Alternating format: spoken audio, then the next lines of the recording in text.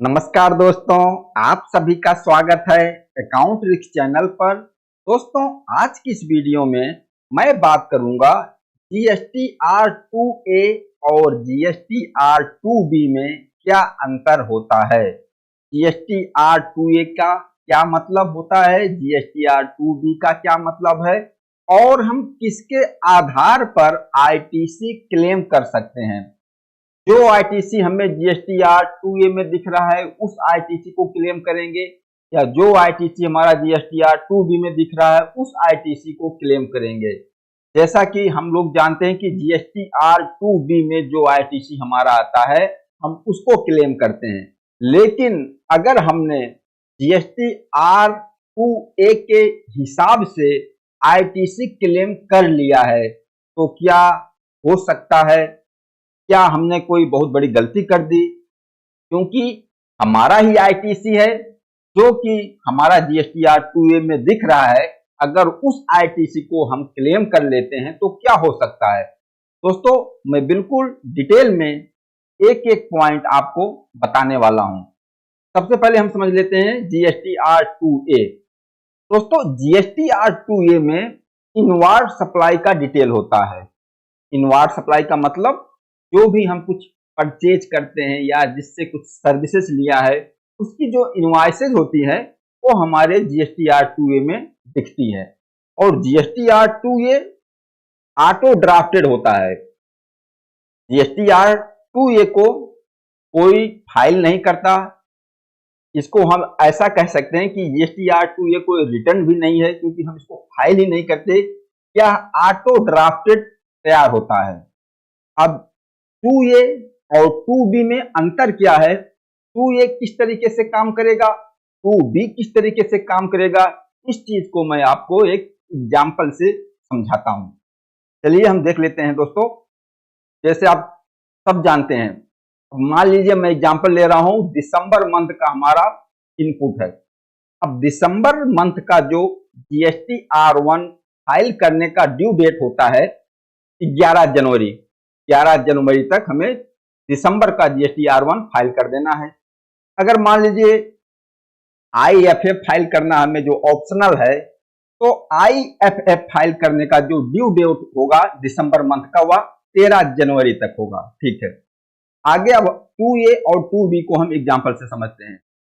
मान लीजिए हमने दिसंबर मंथ में परचेज किया है जिसमें हमारी आईटीसी है 37,800। एक परचेज हमने किया है जिसमें हमारा आईटीसी है 18,000, दूसरी परचेज हमने किया है जिसमें हमारा आईटीसी है 19,800, और ये हमारा दिसंबर मंथ का इनपुट है। और जिससे हमने परचेज किया है, जो हमारा सप्लायर है, उसने जीएसटी R1 भी फाइल कर दिया है।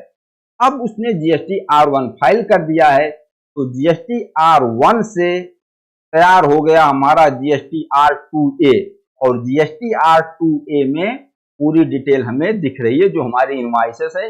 देखिए यहाँ सप्लायर का जीएसटी नंबर, सप्लायर का नेम होगा, उसका इनवॉइस नंबर होगा कि डेट की इनवॉइस है, टोटल इनवॉइस की क्या वैल्यू है, टैक्सेबल वैल्यू क्या है, कितना टैक्स है, यानी कि जो हमारा इनपुट है। तो हमारे जीएसटी R2A में 37,800 इनपुट दिख रहा है जो कि हमें दिसंबर मंथ में क्लेम करना है।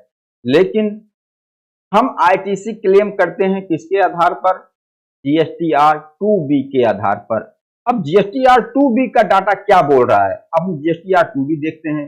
जीएसटी R2A तो हमने देख लिया, जीएसटी R2A में तो हमने जो जो परचेज किया था वो सारी डिटेल जीएसटी R2A में आ गई है, वह पूरी इनपुट जीएसटी R2A में दिख रहा है। अब जीएसटी R2B को देखते हैं। अब हमने देखा जीएसटी R2B दिसंबर मंथ का।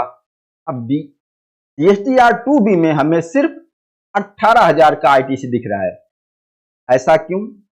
हमने तो परचेज किया था, हमारी उसमें दो इनपुट थी जीएसटी R2B में। देखिए 18,000 और 19,800, 37,800 जीएसटी R2A में आ रहा है, दिसंबर मंथ का है।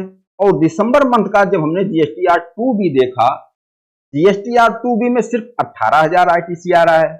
मतलब ये 19,800 आईटीसी हम क्लेम नहीं कर सकते इस मंथ में, दिसंबर मंथ में।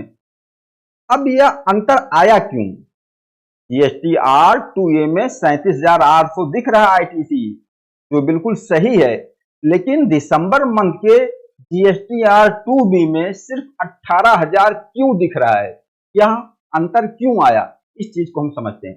देखिए दोस्तों, मैंने ऊपर क्या बताया, जैसे दिसंबर मंथ का जो GSTR1 है उसका फाइल करने का जो ड्यू डेट है 11 जनवरी होता है। अब हमारा जो फर्स्ट सप्लायर था जिसका ITC 18,000 है, इन्होंने अपना GSTR1 10 जनवरी को फाइल कर दिया। अब 10 जनवरी को फाइल कर दिया तो ड्यू डेट से पहले ही कर दिया है। जो ड्यू डेट से पहले फाइल हो गया ये 18,000 जिसमें ITC है, ये ITC हमारा GSTR2B में आ गया 18,000, क्योंकि जो हमारा दिसंबर मंथ का GSTR2B तैयार होता है ना, ये 14 तारीख को जनरेट हो जाएगा। मतलब अगर दिसंबर मंथ का GSTR2B जनरेट होना है तो दिसंबर मंथ का GSTR2B 14 जनवरी को जनरेट हो जाता है। 14 जनवरी को क्यों जनरेट होगा? क्योंकि 11 जनवरी तो ड्यू डेट है GSTR1 का, और जो IFF फाइल करना है उसकी ड्यू डेट है 13 जनवरी। जब ये ड्यू डेट पूरी हो जाएगी फिर 14 जनवरी को 2B जनरेट हो जाता है। अब 11 जनवरी तक जो आपने R1 फाइल कर दिया वह डिटेल आपके GSTR2B में आ जाएगी। अगर IFF आपने फाइल किया है 13 जनवरी तक फाइल कर दिया है तो वह भी डिटेल आपकी GSTR2B में आ जाएगी। लेकिन मान लीजिए आप ड्यू डेट के बाद फाइल कर रहे हो, 11 जनवरी के बाद GSTR1 फाइल कर रहे हो, तो वह जो है ITC आपके GSTR2B में नहीं आएगी। जैसे एग्जांपल, जो 18,000 का ITC हमारा दिसंबर के 2B में आया, इस सप्लायर ने 10 जनवरी को ही GSTR1 फाइल कर दिया था, इसलिए 18,000 इसमें आ गया। और जो दूसरा ITC 19,800 है, इस सप्लायर ने 15 जनवरी को फाइल किया क्या? GSTR1। अब जब 15 जनवरी को GSTR1 उन्होंने फाइल किया तो वह GSTR2A में तो आ जाएगा, जिस मंथ का ITC है उसी मंथ में आएगा।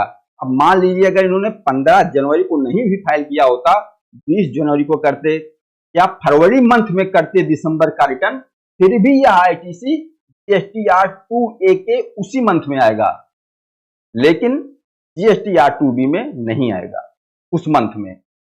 अब इसको हम देखते हैं, जैसे 19,800 जो ITC है, इस सप्लायर ने 15 जनवरी को GSTR1 फाइल कर दिया। अब 15 जनवरी को फाइल कर दिया, GSTR2A में आ गया दिसंबर मंथ में, लेकिन यह दिसंबर मंथ में GSTR2 में 19,800 नहीं आया, क्योंकि यह ड्यू डेट के बाद फाइल हुई है। तो आप इस 19,800 का ITC नहीं ले सकते, क्योंकि जो GSTR2B में ITC दिख रहा है उसी ITC को हम क्लेम करेंगे। लेकिन अभी क्या 19,800 जो ITC है जो लेट फाइल हुआ 15 जनवरी को, ये कब हम क्लेम कर सकते हैं? तो जो नेक्स्ट मंथ में आपका जनवरी मंथ का GSTR2B जनरेट होगा, उस मंथ में 19,800 आ जाएगा, और वहां पर ये इनवॉइस डेट देखेगी कि ये दिसंबर की इनवॉइस है, तो आप जनवरी मंथ में इसका ITC क्लेम कर पाएंगे। उसी मंथ में, दिसंबर मंथ में नहीं क्लेम कर पाएंगे। क्यों? क्योंकि आपके सप्लायर ने GSTR1 लेट फाइल किया। अगर जो लेट फाइल करेगा 2A में तो आ जाएगा, लेकिन आपके उस मंथ के 2B में नहीं आएगा, जैसे आपके सामने एग्जांपल दिख रहा है। तो यहां पर अगर मान लीजिए 15 जनवरी को फाइल हो गया है GSTR1 और वह GSTR2A में दिख रहा है 37,800, और मान लीजिए हम 20 जनवरी को अपना GSTR3B फाइल कर रहे हैं, तो हमने 2B को देखा ही नहीं, हमने GSTR2A देखा, और 2A में हमें मैच हो गया कि हमारी इनवॉइसेस सारी इसमें शो कर रही है। अब हम 37,800 क्लेम कर लेते हैं GSTR3B में, तो फिर क्या होगा? यहाँ पर हमने क्या किया? GSTR2A के हिसाब से क्लेम कर लिया 37,800 जो दिख रहा है। अब क्या होगा? फिर जो आपका GSTR3B में जो ITC आपने क्लेम किया है और जो आपका GSTR2B बोल रहा है, मिसमैच हो जाएगा। फिर GST डिपार्टमेंट आपको नोटिस भेज सकता है और वह आपसे बोल सकता है कि आपने दिसंबर मंथ में ITC ज्यादा क्लेम कर लिया है, और जो ITC आपने ज्यादा क्लेम किया उसको वापस कीजिए। तो फिर आपको उसका जवाब देना पड़ेगा, उसका रिप्लाई देना पड़ेगा, फिर आपको पूरा डिटेल देना पड़ेगा कि इस मंथ की इनवॉइस है 2A में दिखा, हमने क्लेम कर लिया, गलत आईटीसी नहीं क्लेम किया, मतलब एक तरीके से आपका जो है मामला थोड़ा सा बढ़ जाता है। इसके लिए आपने सीएस साहब को बोलोगे, वो रिप्लाई तैयार करेंगे, जो भी 10-5 हजार का खर्चा और लग जाएगा। तो इसीलिए आप हमेशा जो आईटीसी क्लेम करते हो ना, जीएसटीआर 2B के हिसाब से कीजिए। हाँ, 19,000 तो आपका जीएसटीआर 2B में आ गया है, लेकिन आप इसके हिसाब से आईटीसी नहीं क्लेम कर सकते। आईटीसी वही क्लेम करोगे जो आपके उस मंथ के जीएसटीआर 2B में आया है।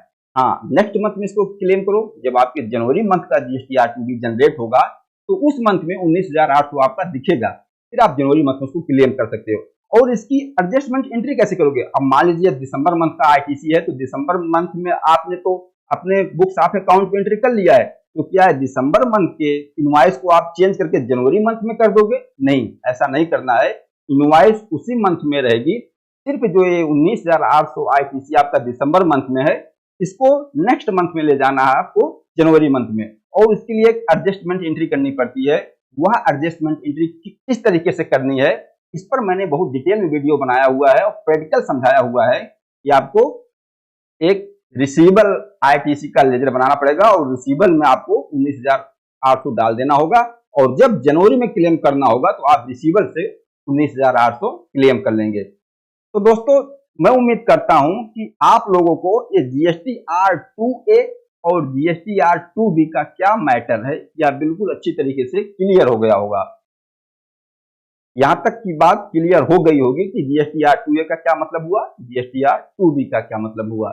जीएसटीआर 2A आपका, आपके सप्लायर ने जीएसटीआर 1 फाइल किया, आपका 2A फाइल हो गया, और टाइमली जो टाइमली फाइल हुआ है, ड्यू डेट में जो फाइल हुआ जीएसटीआर 1, वह डेटा आपके जीएसटीआर 2B में आ जाएगा उस मंथ में। अगर टाइम से नहीं फाइल हुआ, जैसे 11 जनवरी ड्यू डेट है, यहाँ पर 15 जनवरी को फाइल हुआ, 2A में तो आएगा, लेकिन आपके दिसंबर मंथ के जीएसटीआर 2B में नहीं आएगा, जो एग्जांपल मैं आपको यहाँ बता रहा हूं। और यह भी अब दिसंबर मंथ का जीएसटीआर 2A है, आपका सप्लायर कभी भी फाइल करेगा, कितना भी लेट जीएसटीआर 1 फाइल करेगा, लेकिन वह आईटीसी आपके दिसंबर मंथ के जीएसटीआर 2A में आएगा। ऐसा नहीं कि अगर उसने लेट फाइल किया तो इसमें नहीं, उसी मंथ के 2A में तो उसी मंथ में आएगा, लेकिन जो जीएसटीआर 2B होगा उसमें नहीं जाएगा, उसमें तो वही जाएगा जो आपके टाइम लिमिट में जो जीएसटीआर 1 फाइल हो जाएगा, जीएसटीआर 2B में मंथ का डाटा वही जाएगा। दोस्तों, मैं उम्मीद करता हूं कि जीएसटीआर 2A और जीएसटीआर 2B को समझने में किसी को कोई दिक्कत नहीं होनी चाहिए। मैंने पूरी डिटेल में दोनों का मामला बता दिया कि क्या अंतर है दोनों में, 2A में और 2B में। अगर हम 2A के हिसाब से भी आईटीसी क्लेम कर लेते हैं तो क्या हो सकता है। तो दोस्तों, इस वीडियो में इतना ही। इस वीडियो के बारे में आप लोग बताना, यह वीडियो आप लोगों को कैसा लगा। नमस्कार, धन्यवाद।